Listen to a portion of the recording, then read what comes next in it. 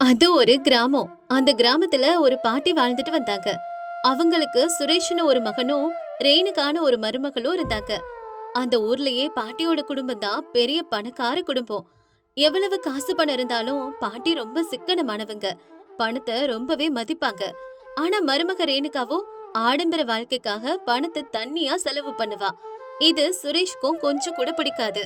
ஆனா பொண்டாட்டியை எதிர்த்து பேச முடியாம அமைதியா பார்த்துட்டே இருப்பான். அதே போல பாட்டிக்கும் ரேணுகா செய்யற விஷயங்கள் சுத்தமா பிடிக்காது. அப்படி ஒரு நாள் ரேணுகா தன்னோட கணவன் கிட்ட இப்படி பேசுறா. ஏனுங்க, நான் என் ஃப்ரெண்ட்ஸ் கூட சேர்ந்து வெளியில போலான் இருக்கேன். அதுக்காக எனக்கு ஒரு 50,000 ரூபாய் பணம் தேவைப்படுது. அதனால பணத்தை சீக்கிரம் எடுத்துட்டு வாங்க. என்ன ரேணுகா, முந்தா நாள் தானே ஃப்ரெண்ட்ஸோட வெளிய போறேன்னு 25,000 ரூபாய் வாங்கின, மறுபடியும் கேக்குற? அதுக்கு என்னப்போ, உங்களுக்கு எல்லாத்துக்கும் கணக்கு சொல்லணுமா? அதுவும் அதை வாங்கி 2 நாள் ஆயிடுச்சுல. இன்னும் அந்த பணம் அப்படியே இருக்குமா என்ன? அது எப்போ செலவாயிடுச்சு. சீக்கிரமா போய் பணத்தை எடுத்துட்டு வாங்க. என் ஃப்ரெண்ட்ஸ் எனக்காக வெயிட் பண்ணிட்டு இருக்காங்க. சரி சரி ரேணுகா, கோபப்படாத. இந்தா நீ கேட்ட காசு எடுத்துட்டு போயிட்டு பத்திரமா வந்து சேரு. ரேணுகாவும் பணத்தை வாங்கிட்டு வெளியே கிளம்பி போறா. அப்ப பாட்டி பையன் கிட்ட இப்படி சொல்றாங்க. இங்க பாருப்பா, அவ தேவையில்லாம செலவழிச்சுக்கிட்டு இருக்கப்ப நீ அதெல்லாம் தடுக்காம கேக்குறப்பெல்லாம் பணம் கொடுத்தா எப்படி? சொல்லுப்பா. நான் என்னமா பண்றது? அவ கேட்ட காசை தராட்டி பெரிய சண்டை போடுறா. ரூம்ல இருக்க பொருள் எல்லாத்தையும் உடைச்சு துவம்சம் பண்றா. அதனாலதான் அந்த சண்டையெல்லாம் எதுக்குன்னு நினைச்சு அவ கேட்ட காசை கொடுத்துறேன். இருந்தாலும் என்னமா இப்ப, நம்ம கிட்டதான் நிறைய பணம் இருக்குல்ல. அவளோட ஆசைக்கு அவ செலவழிச்சிட்டு போறா. அதனால என்ன ஆகுது? காலம் எப்பவும் ஒரே மாதிரி இருக்காதுடா. நம்ம உழைப்போட மதிப்பு நம்ம சம்பாதிக்கிற ஒவ்வொரு காசுலயும் தான் தெரியும். இப்படி காசுக்கு மதிப்பு கொடுக்காம அதை வீணடிச்சா அது என்னைக்கும் நம்ம கிட்ட நிலைச்சு நிக்காது. சரி, நானாவது ரேணுகா கிட்ட பேசலான்னு பார்த்தா அவளை நான் எதுவும் சொல்லிட்டா நீ வருத்தப்பட்டு கூடாதுன்னு தான் நான் கண்டுக்கிறது இல்ல. ஆனா நீயும் அவளை கண்டிக்க மாட்டேங்கிறியப்பா. என்னம்மா இப்ப என்ன ஆயிடுச்சு? எதுக்காக இதெல்லாம் என்கிட்ட சொல்லிட்டு இருக்க? பணம் எப்படியும் நான் தான் சம்பாதிக்கிறேன். அவளுக்கு வேண்டியதை அவ செலவழிச்சுக்கட்டும். சரி, எனக்கு கொஞ்சம் வெளியில வேலை இருக்கு, நான் போயிட்டு வரேன். அப்படி சொல்லிட்டு சுரேஷ் கிளம்பி போனதும் பாட்டி இப்படி நினைக்கிறாங்க. இவங்களுக்கு எப்படி சொன்னா புரியும்னே தெரியலையே. சரி போகட்டும், என்ன நடக்கணுமோ அது நடக்கட்டும். அடுத்த நாள் எல்லாரும் ஹால்ல இருக்கும்போது ரேணுகா இப்படி சொல்றா. எனக்கு இன்னைக்கு என்னோட ஃப்ரெண்ட்ஸ் உங்களை பாக்குறதுக்காக நம்ம வீட்டுக்கு வரேன்னு சொல்லிருக்காங்க. ஓ, ஃப்ரெண்ட்ஸ் என்ன பாக்குறதுக்கா? எதுக்கு ரேணுகா?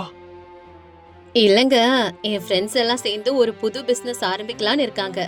அப்படியே அவங்களோட என்னையும் சேர்த்துக்கிறாங்க. அந்த விஷயத்த பத்தி பேசுறதுக்கு தான் வீட்டுக்கு இன்னைக்கு வராங்க. அதாங்க வர சொன்னேன். ஆனா ரேணுகா, நம்மளுக்கு இப்ப புது பிசினஸ் எல்லாம் தேவையா? நம்ம புது பிசினஸ்னா காசு செலவு பண்ணணும்ல. அதுவும் தெரியாத பிசினஸ்ல பணத்தை போடுறதுனா யோசிக்கணும்ல. இங்க பாரு கிழவி, உன் அட்வைஸ இங்க யாரும் கேக்கல. வயசாயிடுச்சுல, அப்படி ஓரமா போய் உட்காருங்க. அதை விட்டுட்டு தேவையில்லாத விஷயத்துல மூக்க நுழைக்காதீங்க. என்ன ரேணுகா, அம்மா கிட்ட இப்படி பேசிட்டு இருக்க? இல்லம்மா ரேணுகா, நான் என்ன சொல்ல வரேன்னா, நமக்கு இருக்க வசதியே போதும்ல. தெரியாத தொழில எதுக்கு பண்ணணும்? உங்கள மாதிரி பழைய காலத்து ஆளுக்கெல்லாம் இது புரியாது. புதுசு புதுசா எப்படி சம்பாதிக்கணும்னு நான் கத்துக்க நினைக்கிறேன். அதனால தேவையில்லாம ஏதாவது பேசாம ஒரு மூலையில உட்காந்து கிருஷ்ணா ராமான்னு சொல்லிக்கிட்டே இருங்க. தேவையில்லாத விஷயங்கள மூக்க நுழைக்க வேண்டியது. ரேணுகா தன்னோட அம்மாவை இவ்ளோ பேசியும் சுரேஷ் எதுவுமே பேசாம நிக்கிறான். அப்ப ரேணுகாவோட ஃப்ரெண்ட்ஸான கீதா, நிதின் 2 பேரும் வீட்டுக்கு வராங்க. ஏனுங்க, இவன் கீதா, இவன் நிதின். வாங்க வாங்க. உங்களை பத்தி தான் ரேணுகா இப்ப எல்லாமே சொல்லிட்டு இருந்தா. ஏதோ பிசினஸ் ஸ்டார்ட் பண்ண போறதா சொன்னாலே. என்ன பிசினஸ் இது? ஆமா சார், நாங்க எல்லாரும் ரொம்ப பெரிய தொகையை இன்வெஸ்ட் பண்ணி ஒரு நல்ல பிசினஸ் பண்ணலாம்னு இருக்கோம். அதோட ரேணுகாவும் இன்வெஸ்ட் பண்ண இன்ட்ரெஸ்டா இருக்கேன்னு சொன்னா. அதனால தான் சார் அத பத்தி உங்களை பார்த்து டீடைலா பேசிட்டு போலான்னு வந்தோம் சார். சரிம்மா, அப்படி என்ன பிசினஸ் தொடங்க போறீங்க? அது வந்து, இவங்க யாரு ரேணுகா? அது என்னோட மாமியார் தான் நிதின். உங்களுக்கு என்ன பிசினஸ்னு இப்ப தெரிஞ்சே ஆகணுமா? உங்களை இதுல தலையிட வேணாம்னு சொன்னதானே? அது இல்லம்மா ரேணுகா, என்ன பிசினஸ்னே தெரிஞ்சுக்காம எப்படி அதுல காசை போட முடியும்? நீங்க சம்பாதிச்ச காசையா எனக்கு குடுக்குறீங்க? என் புருஷன் சம்பாதிச்ச காசு தானே நான் இன்வெஸ்ட் பண்றேன். அப்புறம் ஏன் நீங்க ஒவ்வொரு வாட்டியும் இதுல தலையிடுறீங்க? சும்மாவே இருக்கிறது இல்ல, தேவையில்லாத விஷயங்களை பண்றது. அம்மா, நீ கொஞ்சம் சும்மா தான் இரேம்மா. சரி ரேணுகா, உனக்கு எவ்வளவு காசு வேணுமோ அவ்வளவே எடுத்துக்கோ. எனக்கு வெளியில வேலை இருக்கு, நான் கிளம்புறேன். சுரேஷ் கொஞ்சம் இருங்க. புது பிசினஸ்ல பார்ட்னரா சேர்றதுக்காக சில பேப்பர்ஸ் எல்லாம் ரெடி பண்ணிட்டு வந்திருக்கோம். இந்த டாக்குமெண்ட்ல உங்களோட சைனும் ரேணுகாவோட சைனும் வேணும். நீங்க 2 பேரும் சைன் பண்ணிட்டா நாங்க எங்க வேலையை ஆரம்பிச்சிடுவோம் சார். இதுக்கப்புறம் கீதாவும் நிதனும் சொன்ன வார்த்தைகளை கேட்டு சுரேஷும் ரேணுகாவும் கொஞ்சம் கூட யோசிக்கல. அந்த பேப்பர்ல சைன் போடுறாங்க. இந்த விஷயம் பாட்டிக்கு சுத்தமா பிடிக்கல. ஆனாலும் பாட்டியால இதை எதிர்த்து எதுவுமே செய்ய முடியல. சும்மாவே பாட்டி இத பாத்துட்டே நிக்கிறாங்க. கொஞ்ச நாட்களுக்கு அப்புறம் கீதாவும் நிதனும் மறுபடியும் வீட்டுக்கு வராங்க. அப்ப இப்படி நடக்குது. வா கீதா, வா நிதின். அப்புறம் நம்ம புது பிசினஸ் வேலையெல்லாம் எப்படி போயிட்டு இருக்கு? என்ன விஷயம்? அதெல்லாம் இருக்கட்டும், ஃபர்ஸ்ட் இந்த வீட்டை எல்லாரும் காலி பண்ணுங்க. இத கேட்ட இவங்க 3 பேருக்கும் ஒண்ணுமே புரியல. ஹே, யாரடி நீ? எங்க வீட்டுக்கே வந்து எங்களைய காலி பண்ண சொல்ற? முதல்ல நீங்க வெளியில போங்க. ஏய் கிழவி, கொஞ்சம் அடக்கி வாசி. இப்ப இது உங்க வீடு கிடையாது. உன் மகனும் மருமகளும் சேர்ந்து உங்க சொத்தெல்லாம் எங்களுக்கு எழுதி கொடுத்த பேப்பர்ஸ் இதோ என்கிட்ட இருக்கு. என்ன பேசுறீங்க நீங்க? நாங்க எப்ப உங்களுக்கு சொத்தை எழுதி கொடுத்தோம்? இங்க என்ன நடக்குது? ரேணுகா, அப்படியே பாத்துட்டு இருக்க. உன் ஃப்ரெண்ட்ஸ் என்ன சொல்றாங்கன்னு கேளு. என்னென்னமோ பேசிட்டு இருக்காங்க. கீதா, நிதின், என்ன பேசிட்டு இருக்கீங்க? உங்க 2 பேரையும் நான் எவ்வளவு நம்பினேன். எது அப்படி ஏமாத்திட்டீங்களே. என்ன நடக்குதுங்க? போதும் நிறுத்து ரேணுகா. பணத்திமிர்ல எங்க கிட்ட எப்படிலாம் நடந்துக்குவ? அப்பவே நினைச்சோம் ஒரு நாள் உன் பணத்திமிரையும் கர்வத்தையும் அடக்கணும்னு. இதுக்கப்புறம் நீ என்ன பேசினாலும் ஒன்னும் ஆக போறது இல்ல. முதல்ல எல்லாரும் வீட்டை விட்டு வெளியே போங்க. சும்மா தேவையில்லாம பேசிட்டு இருக்காம. அதுக்கப்புறம் சுரேஷ், ரேணுகா, பாட்டி 3 பேரும் வீட்டை விட்டு வெளியே வர்றாங்க. அப்ப ரோட்ல நடந்து போயிட்டு இருக்கும் போது ரேணுகா இப்படி சொல்றா. என்னங்க, இப்ப நம்ம எங்க போக போறோம்? எனக்கு மட்டும் என்ன தெரியும்? நீ செஞ்ச காரியத்தால இப்ப நம்ம நடு தெருவுக்கு வந்துட்டோம். இப்ப தங்குறதுக்கு கூட நமக்கு ஒரு இடம் இல்ல. இப்படி நடக்கும்னு நான் கொஞ்சம் கூட நினைக்கலங்க. என்ன மன்னிச்சிடுங்க. அத்தை, நீங்களும் என்ன மன்னிச்சிடுங்க. என்னால இந்த வயசுல நீங்க இப்படி ரோட்ல நிக்க வேண்டியதா போயிடுச்சு. இனி நடந்ததை பேசி புலம்புறதுல எந்த பயனும் இல்லம்மா. நம்ம தங்குறதுக்கு ஒரு நல்ல இடம் இருக்கு. நீங்க என் கூட வாங்க, நம்ம அங்க போவோம். அப்படி சொன்ன பாட்டி அவங்கள ஒரு பெரிய ஆலமரத்தோட பொந்துக்கு பக்கத்துல கூட்டிட்டு வராங்க. இதுதான் இனிமே நம்ம இருக்க போற இடம். இது எத்தனையோ வருஷ பழமையான ஆலமரத்து பொந்து. இதுக்கப்புறம் இங்கதான் நம்ம வாழ போறோம், சரியா? அப்படியே பாட்டியோட குடும்பம் அதுல வாழ்ந்துட்டு வரப்போ ஒரு நாள் பெரிய புயல் காத்தோட மழை வருது. எல்லாரும் மரத்துக்கு கீழே பாத்துட்டு இருக்காங்க. அடடா அத்தை, இங்க பாத்தீங்களா? கீழே தண்ணி எப்படி ஓடுது. ஆனா நம்ம பொந்துக்குள்ள மட்டும் ஒரு சொட்டு தண்ணி கூட வரல.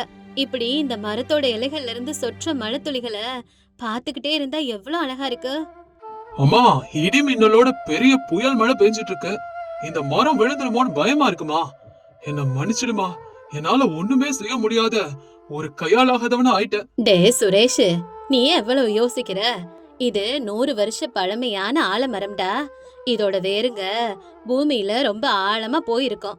அதனால ஒண்ணும் ஆகாது. ஆனா இப்படி இந்த மழைய பாத்துக்கிட்டே இருந்தா மனசுக்கு ரொம்ப அமைதியா இருக்குத. இது வரைக்கும் எப்பவுமே இந்த மாதிரி ஒரு ஃபீலிங்க நான் அடைஞ்சதே இல்ல.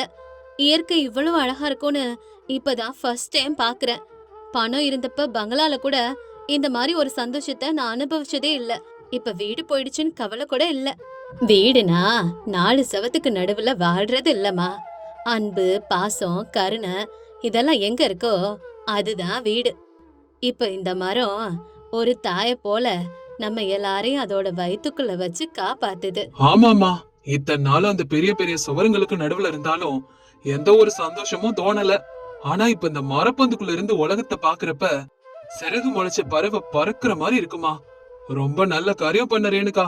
நீ தப்பு பண்ணி எங்களுக்கு விடுதலை வாங்கி தந்துட்ட. கேட்டதுலயும் ஒரு நல்லது. ஏங்க, சும்மா கிண்டல் பண்ணாதீங்க. ஆனா அந்த இயற்கையோட வாழ வந்ததும் உங்க எல்லார் மேலயும் அன்பு, பாசமும் அதிகமாயிடுச்சு. இனிமே இந்த மழை காலத்துல தினமும் நனைஞ்சுக்கிட்டே நல்ல வாசனையோட நிம்மதியா இருக்கலாம். ஆமா ரேணுகா, சின்ன வயசுல செஞ்ச மாதிரி பேப்பர் கப்பல் செஞ்சு கீழே ஓடுற தண்ணியில விடுவேன். எனக்கு பழைய நாட்கள் எல்லாம் ஞாபகம் வருது. ஐயோ, என்னங்க நீங்க ஒரேடியா சின்ன பிள்ளையா மாறிட்டீங்களே.